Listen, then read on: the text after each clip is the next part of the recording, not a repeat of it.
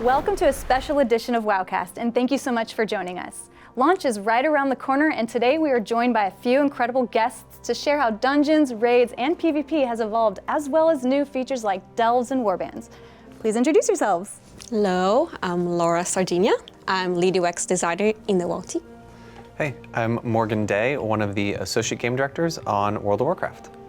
And I'm John Mark Hempel. I'm a lead gameplay engineer on World of Warcraft. How has the team been approaching what's waiting for players at max level for the War Within? As we've been talking about, the content that players will be experiencing once they reach the end game, there's really been three main pillars we've been focusing on. The first is variety. We want to make sure that there's all kinds of activities for you to do, whether it be in the outdoor world or with some of our new features like Delves that are really going to add some new variety for those players. Additionally, we really want to focus on progression and giving players new challenges to try to overcome in the end game.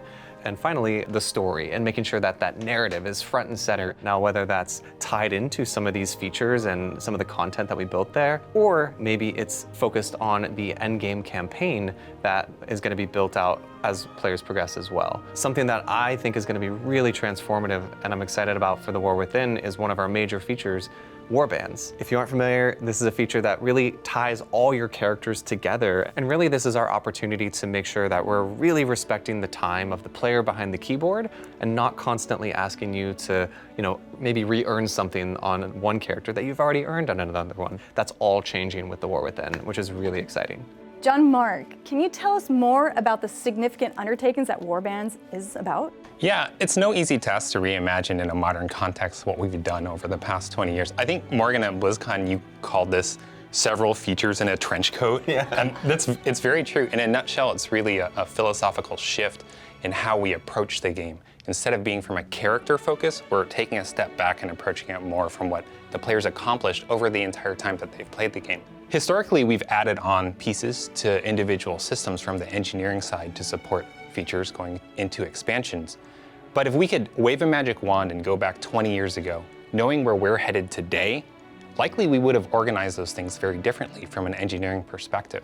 Yeah, and I really feel like this is easily one of the largest undertakings that our engineering team has had to develop for an expansion. We always used to look at updates to future patches where let's make this a little bit easier for your alt to catch up or earn some progression there, where now that is something that we're really architecting from the forefront and really beginning the conversation with that. I think when it's all said and done, every engineering sub-team is gonna have touched this feature. So what value do Warbands bring?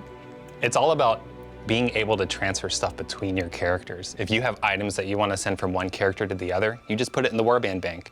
If you have currency that you want to send from one character to the other, you can just grab it directly from all the characters that are on your account. Or if you're a druid and you're going through one of the old raids and you get a piece of plate gear, your warrior can just equip it. Yeah, one of the things I love about it is the shared renown, right? There's so much reputation that I'm gaining across my characters that will all be combined and consolidated on one account-wide reputation there. There's a lot of fun stuff that also enables when it comes to trying to find, more variety in the way I approach the game. For instance, I was leveling, I think, my second character on the beta recently, and I made sure to go out and turn Warband questing on so that I saw all the quests that I already completed. It's a little bit less opaque, so it's kind of transparent. And that way okay, I've done that quest on one of my other characters. So I can kind of cherry pick all the reputation from quests that I haven't completed yet. Something else when it comes to, maybe gearing that new character, there's actually a new type of item called Warbound Until Equipped, or WOO. This is a new item that will drop in all kinds of endgame content, including things like Mythic Plus and Raids, where these will be bonus drops, where they'll drop slightly lower item level where you might have earned that reward, and then you can put that in your bank or send it to one of your alts, and actually, once you equip it on one of your characters, then it will bind to that character. So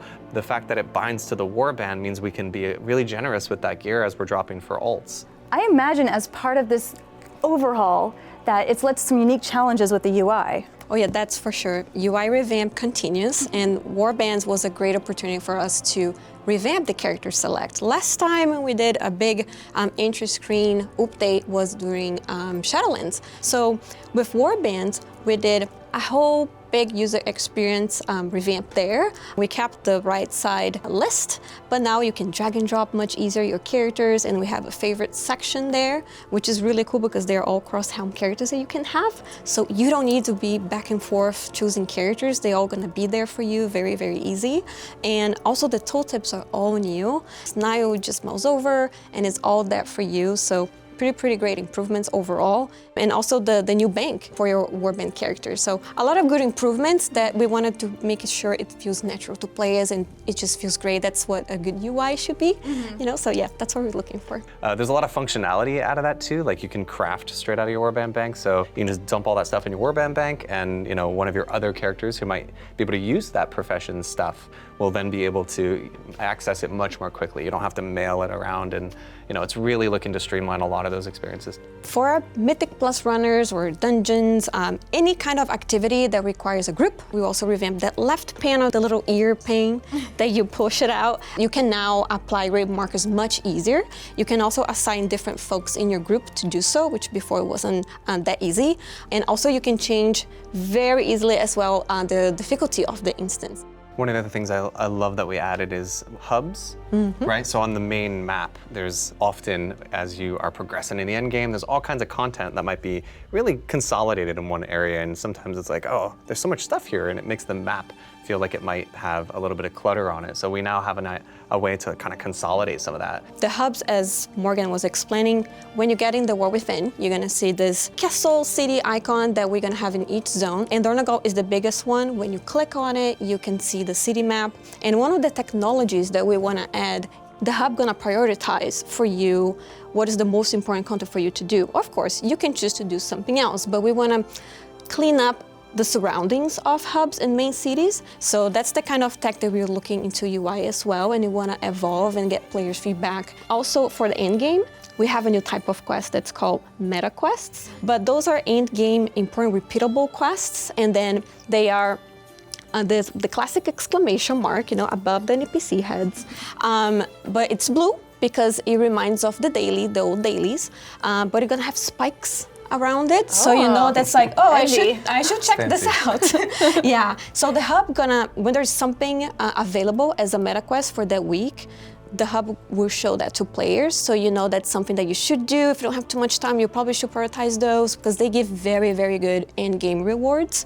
So that's the kind of technology that UI is trying to help players. Yeah, that's really helpful. You might be coming back, or you're veteran players, or you just want to, you know, do the easiest thing for the week, and that's gonna be out there on the map for you, so you don't have to go back to the icon soup.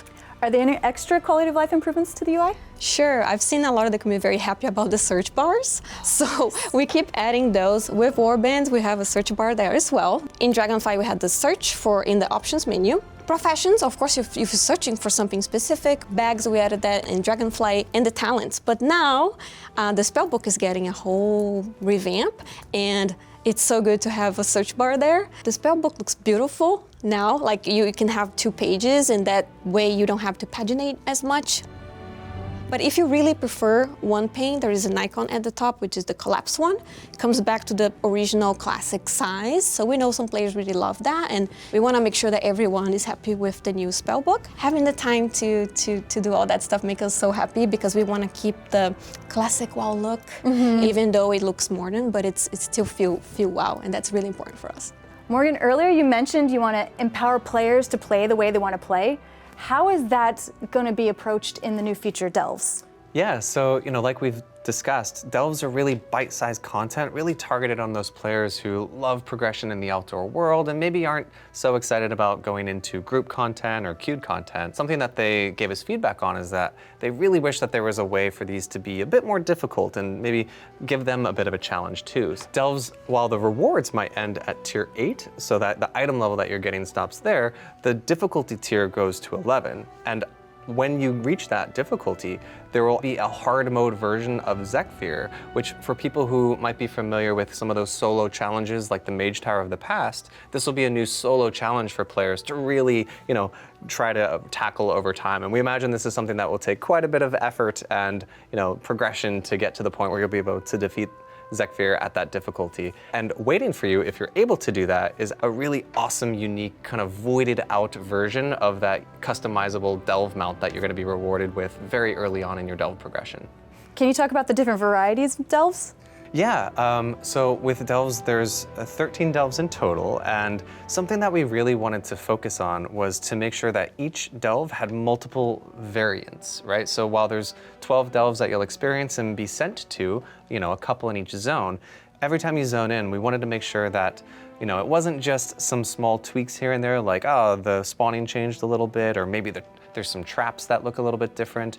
The actual objectives are changing. Sometimes the way you traverse through the delve completely changes. Maybe you're gonna start at the end of the delve this time and work your way backwards. So we wanted to make sure that these different variants were really distinct with each new delve. And we also wanted to make sure that, like I said earlier, with progression to be a large part of this. So there's a couple different aspects of that. For one, the Great Vault, which is something that a lot of our Raid and PvP and Mythic Plus players are familiar with, is going to get an outdoor row with the War Within. So the loot that comes from delves, we wanted to make sure that while it was bite-sized content, that doesn't mean it can't be really rewarding, right? So if you're able to work your way up and defeat level 8, which is where the loot kind of caps out at, your Great Vault will actually reward you with items that are higher item level than you would get out of like a Mythic plus 10 end of run chest. So it's really, really good loot. Yeah, it's really and rewarding. We want to make sure that you're using that gear that you're in along the way to work through the different delve tiers and finally take the fight to Zekvir and by extension Xal'atath as well, which also gets us into feeling like delves should be a big part of our endgame story as well, and making sure that they're paying into this narrative of Xal'atath and all of our epic heroes that we're experiencing along the way. Something else that we added in the UI for delves is, there's now a whole tab that exists for delves that will exist down with the adventure journal, where you can see Mythic Plus and see your seasonal journey there. Now when you go to the delves tab, you can find the Great Vault from there. You can also see Bran, who's your companion. You can change his spec and see kind of the progression there. So lots of fun UI additions and improvements that have made delves that much more fun. The team has also made significant changes to the Mythic Plus dungeons. Can you elaborate more on that? Yeah, so actually, not only is Mythic Plus getting some changes, but also the core progression of dungeons is shifted quite a bit. So if you've been playing Dragonflight Season 4, you might have seen that Mythic 0 has actually gotten quite the facelift. Something that we have noticed in the past is Mythic 0 was great for like 2 weeks of an expansion, and then nobody really needed to do it anymore because they had just progressed into Mythic Plus. So with the War Within, a Mythic 0 will be the equivalent of what, if you haven't played since Shadowlands, a Mythic 10 might have been. So it's quite difficult and will be equally as rewarding. But we wanted to capture that audience of people who loved that feeling of the mega dungeons where there's still progression, but also there's no timer, right? So if that was something that maybe put you off from Mythic Plus, this is something that you can still do with your friends, and hey, you can run AFK if you need to in the middle of these.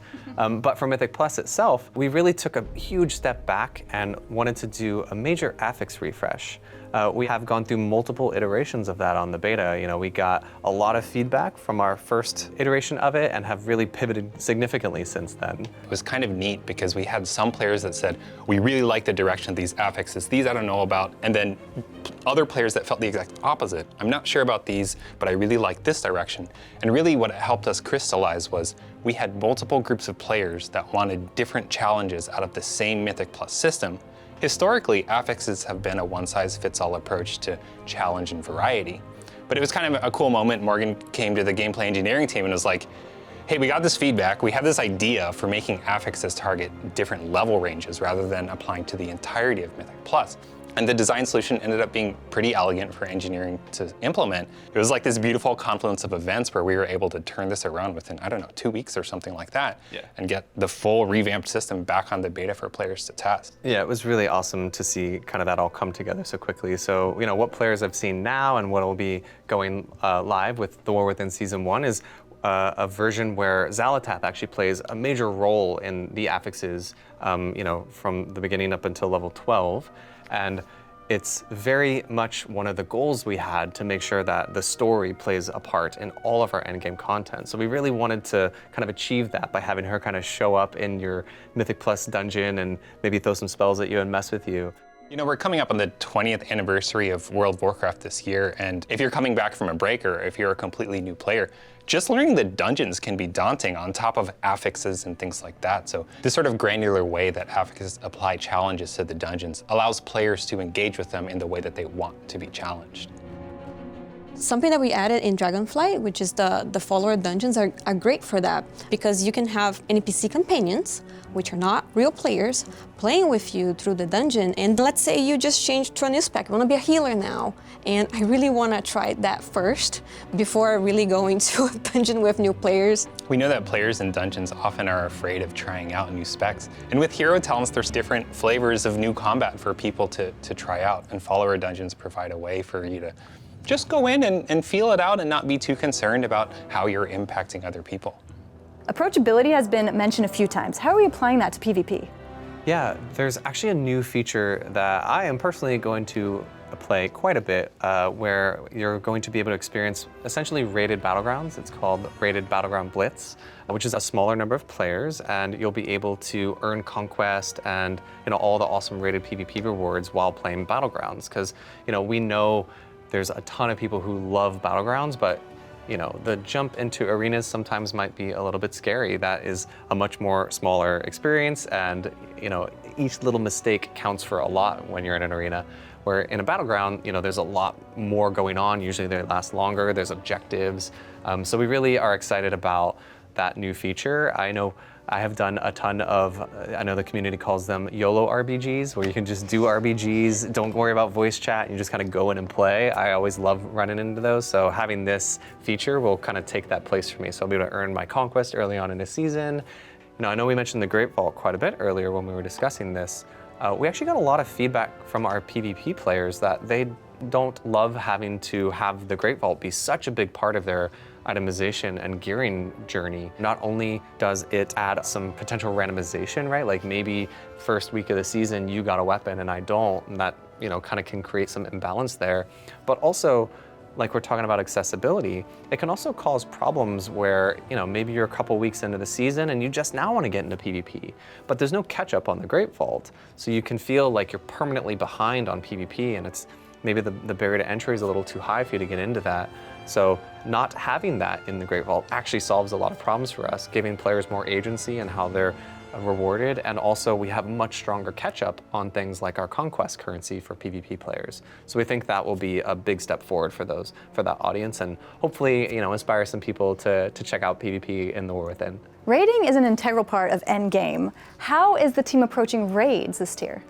Yeah, so Nerebar Palace is going to be an epic experience. Nerubians galore in there, and one of the cool new features that we're introducing with War Within is to play through the raid, or at least experience the ending with Queen Ansurek solo. So we wanted to make sure that for people who were really engaged in that story at the end game, but maybe didn't want to go into queued content or don't have a whole group to go into the raid with, they'll still be able to see that epic finale.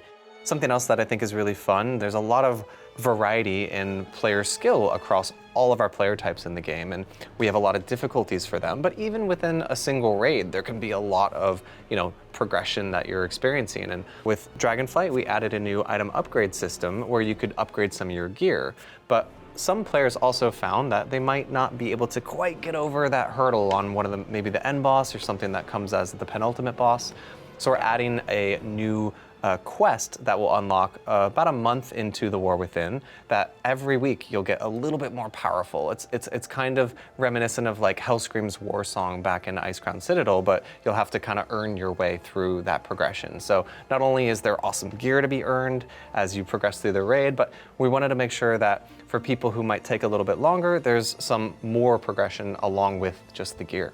That buff's applied throughout your warband, right? It's not just on the character. Yeah, that's another really fun thing. Again, like that was something that maybe would have just been applied to a single character, but in War Within, that buff is across my whole warbands. That's cool. While we are talking about raids, I would love to bring it up, the self-highlight option, which I'm a huge fan. You can highlight yourself and persist that. But now you can even have an icon on your head that nobody can take from you. So that is awesome. For players, I'm included, that I cannot find myself in the whole chaos of a raid boss or even Mythic Plus. There's also another option that's called Show Silhouette when obscured. If you have that on, there is a silhouette of your character between that pillar. Let's say it's a pillar, so you see your character there. I always call those like the flag boss or the tree boss, where it's like, Yes. the flag is in my camera. That's really cool, Laura, and I love that. And not only those cool options, but there's so much more to explore in The War Within, and I'm really excited for our players to come on this journey with us, both players who have been with us all through Dragonflight, as well as players who might be returning. Thank you so much for joining us. We hope you enjoyed this look into endgame content, and we look forward to seeing you in Khazalgar.